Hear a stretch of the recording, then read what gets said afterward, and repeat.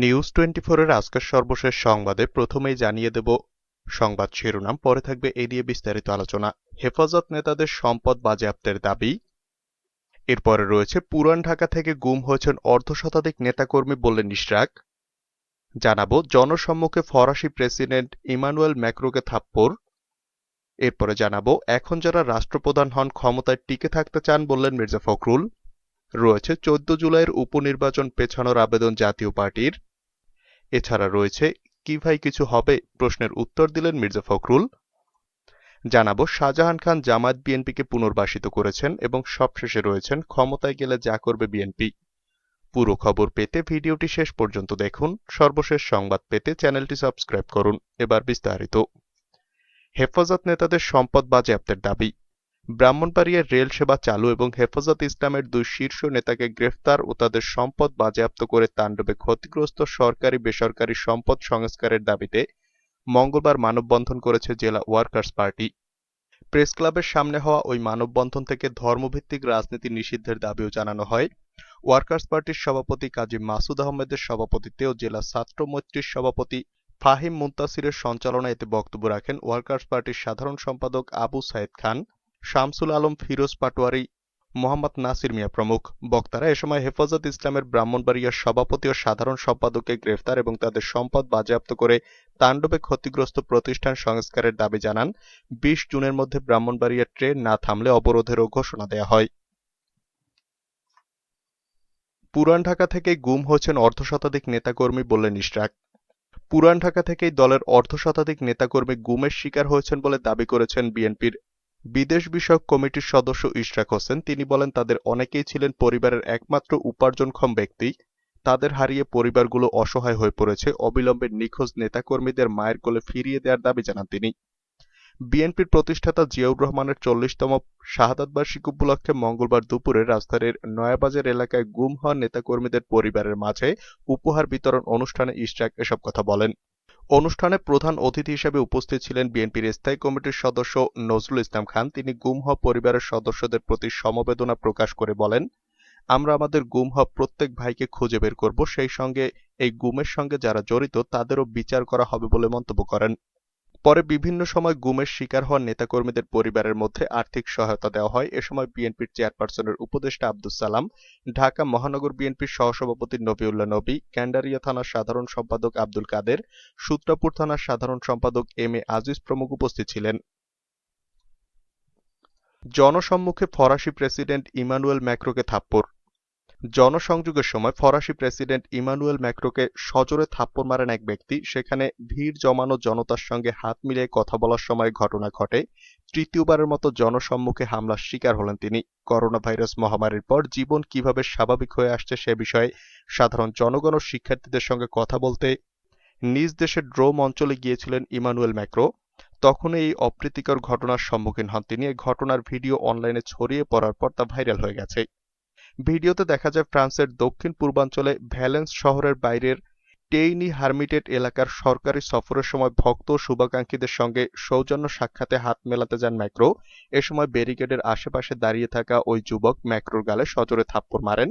তারপর নিরাপত্তা বাহিনী ম্যাক্রোকে দ্রুত সরিয়ে নিয়ে যান। পরে আবার জনগণের সাথে কথা বলতে দেখা যায় তাকে।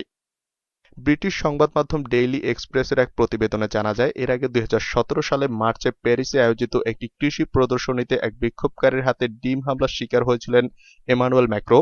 2016 সালেও প্যারিসে একদল বিক্ষুব্ধ জনতা তার দিকে ডিম ছুঁড়েছিল। সেই সময় স্ট্রম আইন সংস্কারের বিরুদ্ধে দেশটির কট্টর বামপন্থী ট্রেড ইউনিয়নের সদস্যদের ডাকা ধর্মঘট থেকে ম্যাক্রোকে লক্ষ্য করে ডিম ছোড়া হয়। এখন যারা রাষ্ট্রপ্রধান হন ক্ষমতায় টিকে থাকতে চান বললেন মির্জা ফখরুল। এখন যারা রাষ্ট্রপ্রধান হন বেশিরভাগই ক্ষমতায় টিকে থাকতে চান বলে মন্তব্য করেছেন বিএনপির মহাসচিব মির্জা ফখরুল ইসলাম আলমগীর।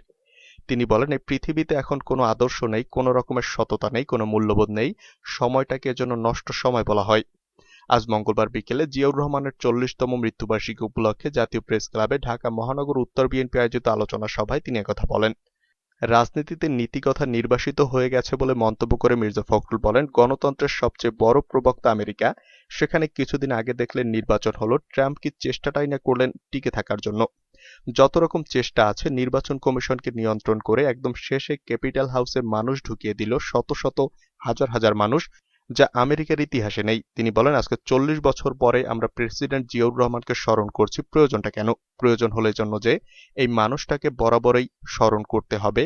তার যে কথা আমরা বলি, তিনি আমাদের নেতা, তিনি আমাদের আদর্শ, তিনি আমাদের পথ দেখিয়েছেন। কিন্তু সেই পথটায় আমরা এখন চলছি না। আলোচনা সভায় ঢাকা মহানগর উত্তর বিএনপির সিনিয়র সহসভাপতি মুন্সী বজলুল বাসিদ আঞ্জুর সভাপতিত্বে ও ভারপ্রাপ্ত সাধারণ সম্পাদক আব্দুল আলীম নকির সঞ্চালনায় আরো বক্তব্য রাখেন বিএনপির স্থায়ী কমিটির সদস্য গয়েশ্বর চন্দ্র রায়, বিএনপি চেয়ারপারসনের উপদেষ্টা পরিষদের সদস্য আব্দুস সালাম, বিএনপির সাংগঠনিক সম্পাদক বজলুল হক মিলন প্রমুখ। 14 জুলাইয়ের উপনির্বাচন পেছানোর আবেদন জাতীয় পার্টির। জাতীয় পার্টি মহাসচিব জিয়াউদ্দিন আহমেদ বাবলু বলেছেন, 14 জুলাই পল্লীবন্ধু হুসেন মোহাম্মদ এরশাদের মৃত্যুবার্ষিকীর দিনে আমরা কোনো নির্বাচন চাই না। ওই দিনে উপনির্বাচনের তারিখ নির্ধারিত থাকলে নির্বাচনের ব্যাপারে আমাদের চিন্তাভাবনা করতে হবে। উপনির্বাচনের তারিখ পরিবর্তনের দাবিতে আজ মঙ্গলবার দুপুরে নির্বাচন কমিশন সচিবালয়ে প্রধান নির্বাচন কমিশনারের সঙ্গে বৈঠকে জাতীয় পার্টি মহাসচিব একথা বলেন। বাবলু বলেন, প্রধান নির্বাচন কমিশনার মনোযোগ সহকারে আমাদের বক্তব্য শুনেছেন। প্রধান নির্বাচন কমিশনার আমাদের দাবির যৌক্তিকতা অনুধাবন করে পূর্ণাঙ্গ কমিশনে বৈঠক করে নির্বাচনের তারিখ পরিবর্তনের বিষয়ে সিদ্ধান্ত জানাবেন। আগামী 14 জুলাই উপনির্বাচনের তারিখ দেওয়া হয়েছে, কিন্তু ওই দিন জাতীয় পার্টির প্রতিষ্ঠাতা চেয়ারম্যান পল্লীবন্ধু হুসেন মোহাম্মদ এরশাদের দ্বিতীয় মৃত্যুবার্ষিকী। এই দিনটি আমাদের জন্য একটি শোকের দিন। তাই 14 জুলাই উপনির্বাচনের তারিখ নির্ধারণ করায় জাতীয় পার্টির নেতাকর্মী ও অঙ্গ সংগঠন ও সহযোগী সংগঠনের সবাই মনঃক্ষুণ্ণ হয়েছে। কি ভাই কিছু হবে? প্রশ্নের উত্তর দিলেন মির্জা ফখরুল।